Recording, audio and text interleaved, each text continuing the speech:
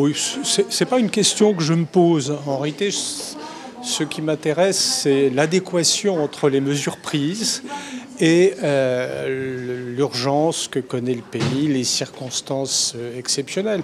Le reste, ça me paraît être une question trop politique pour que je m'y intéresse. D'ailleurs, je m'interroge toujours, est-ce que la réponse aurait été la même s'il n'y avait pas eu des élections ?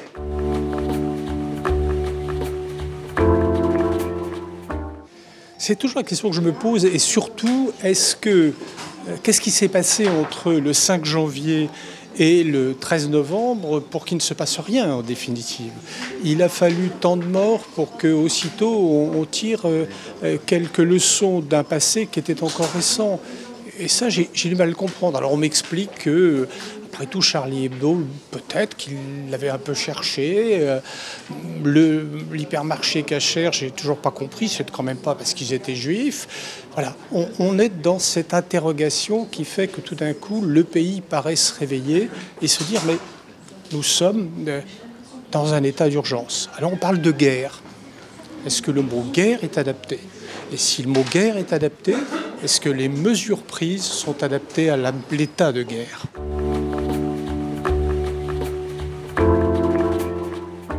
Je me demande si, parfois, si ça n'est pas un peu timoré par rapport à ce que l'on nous dit. Ah, il y a pas mal de mouvements un peu martiaux, on le sent bien. Le président était sur le Charles de Gaulle hier, on sent bien le chef de guerre. Alors, finalement, les mesures prises, pourquoi si peu?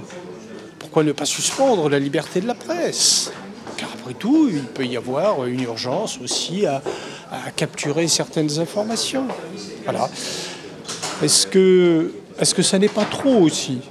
Alors je me demande si notre droit ordinaire ne suffirait pas avec un peu plus de bonne volonté, avec des moyens mieux adaptés, mais des moyens de police, pas de justice. Ça ne veut pas dire procéder à des perquisitions de type administratif plutôt que judiciaire. Je ne vois pas l'intérêt. Je crois au contraire que dans les grandes occasions, il faut que la justice trouve toute sa place. La déchéance de la double nationalité, est-ce que ça vous heurte?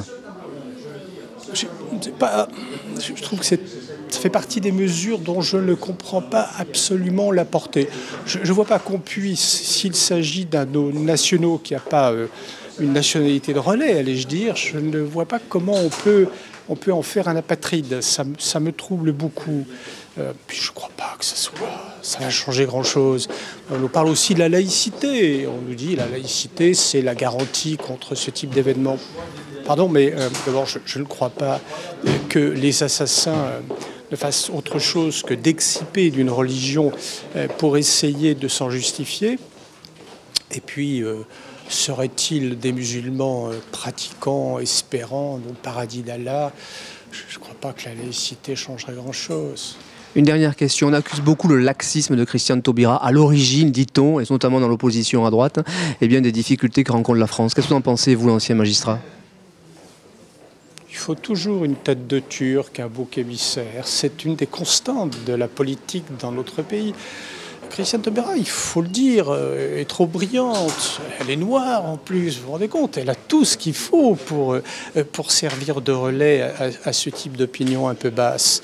Je regrette qu'on l'ait ainsi privée sans doute d'une marge de manœuvre dont je la crois capable. Oui, je crois qu'on l'a obligée à se défendre et ça lui a pris trop de temps pour qu'elle puisse exercer convenablement son mandat.